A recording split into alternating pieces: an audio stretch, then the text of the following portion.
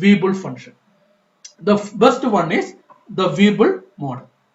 Okay, so two different types of Weibull models are there. Two parameter Weibull model is there, and three parameter Weibull model is there. Here in our class, we are going to discuss about two parameter Weibull model. Okay, so please note, in several situations, I told you in previous case also, I told you we can't represent or we can't use a linearly increasing hazard model to represent a failure data. The reason is the failure rate of in real life, failure rate is following some nonlinear characteristics. So in order to represent a failure rate with nonlinear characteristics, we need some nonlinear functions. Okay, because we can't approximate the failure rate by using a straight line. That is not possible. We need some nonlinear curve. Okay, so one of the best method that we can use to represent a nonlinear failure rate is Weibull function. So as per Weibull model, the Z of t is equal to as per Weibull model, the failure rate Z of t is equal to k into t raised to m, where k and m are the parameters of this Weibull model. That is why I am saying this one is a two parameter Weibull model. We have two parameters, k and m. K is the gain of this Weibull model, and m is the rate of this Weibull model. Okay, so we have two parameter k and m. So Z of t is equal to k into t raised to m. Z of t is equal to k into t raised to m. Okay. So normally Weibull function is used for the situation where m is greater than, or Weibull function with m greater than 1. That one is normally used. Okay. But here you can see the different failure rate curve corresponding to different m value. For example, if m equal to 0, if m is equal to 0, what we have, Z of t equal to k into t raised to 0, that is k, that is lambda, means we have constant hazard model. We have constant hazard model if m equal to 0. So that is shown with this green color, this particular one. This is m equal to 0. This is m equal to 0. Okay. Now if m equal to 1, what we have? If m equal to 1, Z of t equal to k into t, that is nothing but linearly increasing hazard model. Linearly increasing hazard model. So that one is shown by using this violet color. This is m equal to 1. This is m equal to 1, that is linearly increasing. Now if m equal to 2, we have the quadratic function. Z of t equal to k into t square, that is m equal to 2. M equal to 2. So compared to m equal to 1, what is the advantage of m equal to 2? The initially very close to t equal to 0, the failure rate is negligible compared to m equal to 1. The failure rate is less than, failure rate of m equal to 2 is less than failure rate of m equal to 1 if t is very small. But if t is large, the failure rate corresponding to m equal to 2 is large compared to the failure rate corresponding to m equal to 1. So initially failure rate corresponding to large m is less than failure rate corresponding to small m initially, and just it's opposed to the means failure rate is very large for large m compared to failure rate of small m if t is very large. Okay, so we have an opposite case. If t equal to t is very close to 0, large m will give small failure rate, and if t is very large m will give large failure. Okay, so this is corresponding to m equal to 2. Okay, now this is corresponding to m equal to 3. So what is happening? The failure rate is increasing if m is increasing, if t is very large. If t is very large, failure rate is increasing with respect to m. And what about if t is small? What is happening? Failure rate is decreasing with respect to increasing m. So you can see that this blue color, this is m equal to 1. Now this is m equal to 2. This is m equal to 3. Means failure rate is decreasing with respect to m if t is small. And failure rate is increasing with respect to m if t is large. Okay. So this is m equal to 0. So here we have m equal to 0. Then m equal to 1. M equal to 2. M equal to 3. Okay. Now here in between m equal to 1 and m equal to 0, you can see another one, this one. This is m equal to 0.5. This is m equal to 0.5. In between 1 and 0, you can see m equal to 0.5. Now what is happening if you are decreasing m from 0? If we are decreasing m, then for large t, failure rate will decrease. So this is m equal to minus 0.5. This is m equal to minus 0.5. That is z of t equal to k t raised to minus 0.5. That is k equal to, sorry, z of t equal to k divided by root t. So what will happen? The z of t will decrease with respect to time. So this is this green color one. This one is m equal to minus 0.5. You can see that it is decreasing with respect to time. Okay. So if we have negative m, what we have? We have infants on failure characteristics. If Weibull function z of t equal to k into t raised to m, where if m is negative, you can see that the failure rate is following the infant zone, earlier zone failure characteristics. Initially failure rate is large and that one is slowly decreasing with respect to time. If m equal to 0, we have the second zone, constant failure characteristics, second zone. And if m is greater than 0, what is happening? Failure rate is increasing with respect to time. Means we have third zone, the wear out characteristics. So please note, actually we have bathtub curve, something like this one. This one is bathtub curve. So for this zone, we need m less than 0. Then for this particular zone, we require m equal to 0. Then for this zone, this one is the wear out zone, we require m greater than 0. Is it okay? So please note, by using Weibull function, we can represent all zones of bathtub curve. We can represent the earlier zone, infant zone of Weibull function. If by using m less than 0, we can represent the service zone, second zone of bathtub curve by using m equal to 0. Then we can represent the wear out zone, the third zone, by using m greater than 0. Means by using Weibull model, we can represent all portion, different zones of the bathtub curve. For earlier zone, we can use W1 of t, where m is less than 0. Then for second zone, we can use W2 of t, where m is equal to 0. Then in third zone, we can use W3 of t, where m is greater than 0. Okay, so if a failure data have all these three zones, we have to take the combination of these three. So that is W of t is equal to W1 of t plus W2 of t plus W3 of t. If all these three are present. If any one is present, select the appropriate one. If any two are present, you can remove any one. So for example, if second zone and third zone are present, if first zone is negligible, then you can write W of t is equal to W2 of t plus W3 of t. If first zone and last zone are present, second zone is absent, means the constant failure is 0, then we can use W1 of t plus W3 of t. So like that way, we can use the combination of Weibull function.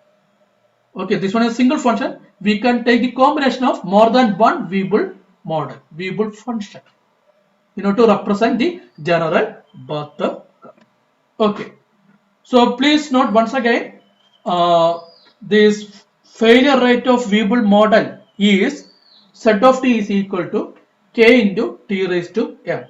Okay, this is not correct. Remove this portion. Z of t is equal to k into t raised to m.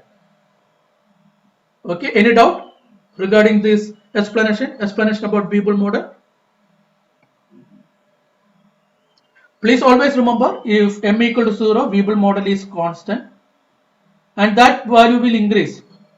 If you are increasing m value towards very large time, failure rate will increase with respect to the increase in m, and failure rate will decrease with respect to the degrees of m value if t is large. And we have opposite character if t is small. The failure rate will decrease with respect to the increase of m, and failure rate will increase with respect to the degrees of m. Failure rate will decrease with respect to the increase of m. Okay, means failure rate is inversely proportional to m if time is small, and failure rate is proportional to m if time is large. Okay, and the interesting thing is at t equal to what about this intersection point? At what point all these are intersecting? All these are intersecting if k equal to 1, all these are intersecting at t equal to 1. All these are intersecting at t equal to 1. So that is also very important. Okay.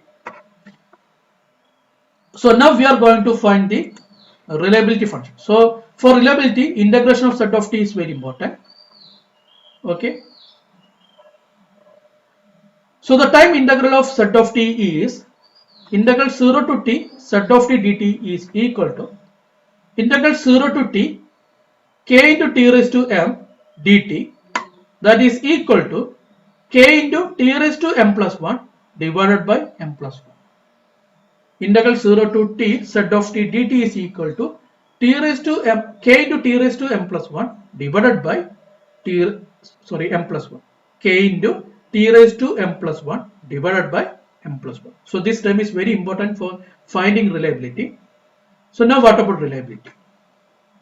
Reliability R of t is equal to e raised to minus time integral of Z of t. That is, R of t is equal to e raised to minus integral 0 to t Z of t dt, that is equal to e raised to minus k into t raised to m plus 1 divided by m plus 1. R of t is equal to e raised to minus k into t raised to m plus 1 divided by m plus 1. Okay. So what about reliability curve? I told you, if m equal to 0, failure rate is following constant hazard model. So what about reliability? Reliability is simply a exponential curve. So this is m equal to 0. This one is m equal to 0. You can see that is following exponential curve. Okay. Now what about m equal to 1? If m equal to 1, failure rate is following linearly increasing hazard model. What are the characteristics of reliability of linearly increasing hazard model? At t equal to 0, reliability is 1. And what is the second thing? At t equal to 0, the slope of reliability is 0. Am I correct? So here you can see that at t equal to 0, reliability is 1. Always reliability is 1 at t equal to 0. Now it is constant. The slope is 0 at t equal to 0. So for a small duration, it will stay there. Right? It will stay there. Then it is decreasing. So this blue color is nothing but m equal to 1. M equal to 1. So for a small duration, very close to t equal to 0, the reliability is constant. Then it is decreasing. Okay, at a particular point, the slope is maximum. Then the slope will decrease. And as t is tending to infinity, reliability is tending to 0. Now what about m equal to 2? If m equal to 2, again the reliability is equal to 1 at t equal to 0. That is true. Now what about slope? That reliability will stay at 1 for a little bit more duration, that m equal to 1. I told you, if m equal to 1, reliability is equal to 1 for a small duration, very close to t equal to 0. Okay, that is why the slope is equal to 0. Now, if m equal to 2, reliability will stay at 1 for a little bit more duration. And that duration will increase with respect to the increase of m value. Okay, so please remember this graph. This is t and this is f of t. Now this is t equal, say this is t, that is linear. Now I am plotting from 0 to large value, forget about this thing. Okay, so from 0 to t it is linearly increasing. Now what about, so say this is corresponding to 1, corresponding to t equal to 1, the value of t is also 1. Now what about t square? T square is something like this one. You can see that up to 1 t square have small value than t, then from 1 t square have large value than t. Now what about t cube? T cube is something like this one. So you can see that t cube is almost 0 for a long duration, then it is increasing. Once it is increasing, the slope of t cube is very large, right? Now what about t raised to 4? T raised to 4 is something like this one. Okay, so please note, if t is very large,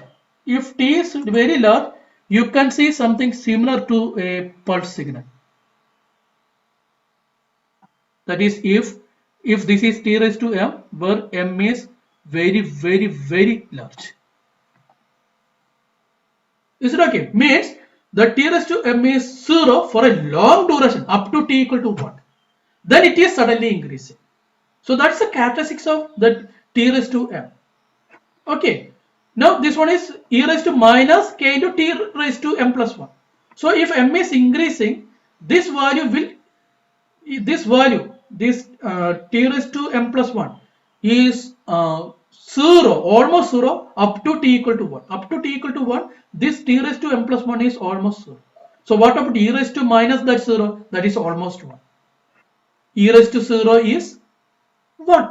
So if this power is almost 0 for a long duration, that is up to t equal to 1, then reliability is almost 1. That I am saying. So if you are increasing the value of m, reliability will stay at 1, the value 1 for a long duration of time. Long duration of time means up to t equal to 1. So that is very important. Okay. So this is corresponding to m equal to 1. Okay. Then this is corresponding to this value. This value is corresponding to m equal to 2. This value is corresponding to m equal to 3. So you can see that for m equal to 3, it is 1 up to this point. Then it is decreasing. Okay. Now in between m equal to 1 and m equal to 0, here you have m equal to 1 by 2. Now what about m equal to minus 1 by 2 minus 0.5? So I told you, if m is negative, it is a representation of infant zone, earlier failure zone. So initially failure is very large. So what about reliability? Reliability will decrease to small value suddenly. So you can see that reliability is suddenly decreasing to a small value because m equal to minus 1 by 2. So failure rate is initially very large. So initially the drop in reliability is very large if m is small. If m is large, initially failure rate is small. Initially there is no failure. So reliability will not decrease initially. Okay. So please note, by using Weibull function, we can represent all characteristics of bathtub curve. All zone, the 3 different zones of bathtub curve can be represented by using the Weibull function. Okay. So this one is reliability, R of t equal to e raised to minus k into t raised to m plus 1 divided by m plus 1. Now we have the opposite characteristic, that is probability of failure. Probability of failure is f of t is equal to 1 minus r of t, that is equal to 1 minus e raised to minus integral 0 to t z of t dt, that is equal to 1 minus e raised to minus k into t raised to m plus 1 divided by m plus 1. So this is probability of failure. So you can see that if m equal to 0, we have constant hazard model. So probability of failure is 1 minus e raised to minus lambda t in exponential curve. 1 minus exponential curve it is following. And if m is increasing, I told you the earlier failure will decrease. So you can see that in earlier time the failure is small, means probability of failure is small. So this is m equal to 1 by 2. This blue color is m equal to 1. This is 2. This is 3. You can see that initially failure is almost negligible if you are increasing m value. And what about if you are decreasing m value? This is m equal to minus 0.5. So earlier failure is very large. So probability of failure is more initially. Probability of failure is suddenly increased because earlier failure is very large. So this is probability of failure. Okay. Now what about the last one? Last one is failure density. What is failure density? Fd of t is equal to z of t into e raised to minus integral 0 to t z of t, that is also equal to z of t into r of t, z of t into r of t. So failure density is Fd of t is equal to k into t raised to m into e raised to minus k into t raised to m plus 1 divided by m plus 1. Failure density of Weibull function is k into t raised to m into e raised to minus k into t raised to m plus 1 divided by m plus 1. So this one is failure density of Weibull function. Is it okay? So now what about m equal to 0? If m equal to 0, the failure density is nothing but the failure density of constant hazard model. So that is this one, this particular green color. This is m equal to 0. So if m equal to 0, we have exponentially dropping curve. The failure density is a exponentially dropping curve if m equal to 0. That is why the name of constant failure model or the failure density of constant failure hazard model is known as exponential distribution function. The failure density of constant hazard model is also known as the exponentially distributing hazard model. So this is corresponding to m equal to 0. What about m equal to 1? Now if m equal to 1, the failure density is nothing but the failure density of linearly increasing hazard model, that is this violet color, m equal to 1. Okay, so it is starting from 0, and it reaches to a maximum value, then it is decreasing. So this is corresponding to m equal to 1. Now what about if you are increasing m value? If you are increasing m value, you can see a number of characteristics. One, this peak value will increase. If you are increasing the m value, then that peak value will increase. That is first characteristics. So the peak value will increase if you are increasing m value.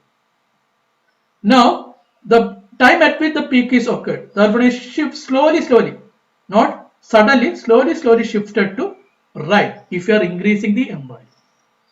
If you are increasing the m value, that one is slowly shifted. Means if you are drawing a curve through this peak, you can see that this one is a exponential graph. Something similar to surge curve. You all are familiar with the surge curve. So this is something similar to the surge curve. Okay. So if you are increasing the m value, peak will increase. Then time at which the peak is occurred is slowly shifted to right. Okay. What about k value? If you are increasing k value, peak value will increase. Again, with respect to k, peak value will increase. what about the time at which peak is occurred? That will shifted to left side.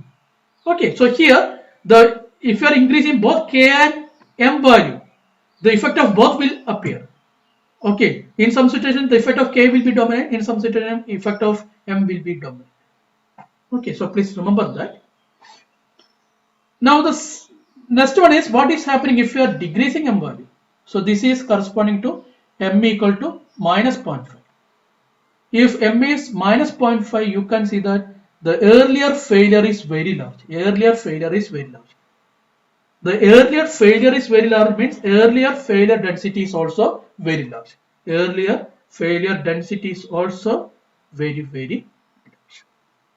Okay, so this one about failure density. So what is happening if m equal to 0, Weibull function is nothing but the constant Hazard model. If m equal to 1, Weibull function is nothing but linearly increasing Hazard model. Then if you are increasing m value uh, corresponding to large time, failure rate will increase if you are increasing m value, and corresponding to small time, failure rate will decrease with respect to the increasing m value. These are one characteristics. Now what about reliability? Reliability remains constant if you are for a large duration if you are selecting large m value. Corresponding to very large m value, reliability remains constant at 1 for a large time duration. That is another important character that we discussed. Okay. Now what about failure density? Corresponding to m equal to 0, failure density is an exponential distribution function. Corresponding to m equal to 1, failure density is a Rayleigh's density function. And if you are increasing the m value, what is happening? The peak value is increasing and the time at which the peak is occurred is slowly shifted to the right side. Okay. So these are the characteristics that we discussed corresponding to failure density. Okay.